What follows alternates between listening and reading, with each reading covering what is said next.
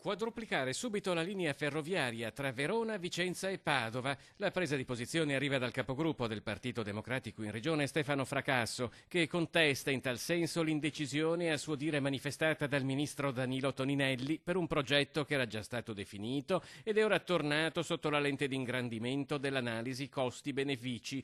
Lo sviluppo della rete ferroviaria non riguarda solo quei tre centri, ma parte da Venezia per espandersi a tutta la regione. Il porto di Venezia è un porto che sta crescendo come traffico merci, è giusto che sia così, è la porta anche all'Oriente, sappiamo l'interessamento dei cinesi sul porto di Venezia, ma quando le merci arrivano al porto bisogna trasferirle verso la pianura padana oppure verso il nord Europa. Dobbiamo trasferirle possibilmente sulle rotaie perché le strade e le autostrade sono già piene. I mezzi pesanti sulle autostrade inquinano. Oltre al trasporto merci, secondo Fracasso, c'è anche la necessità di offrire risposte a tutti coloro che quotidianamente si spostano in Veneto per studio o per lavoro. Il quadruplicamento ferroviario tra Verona, Vicenza e Padova è necessario, altrimenti i pendolari, quelli che prendono i treni regionali, continueranno a dover aspettare il passaggio delle frecce e poi i regionali si metteranno in coda. La linea è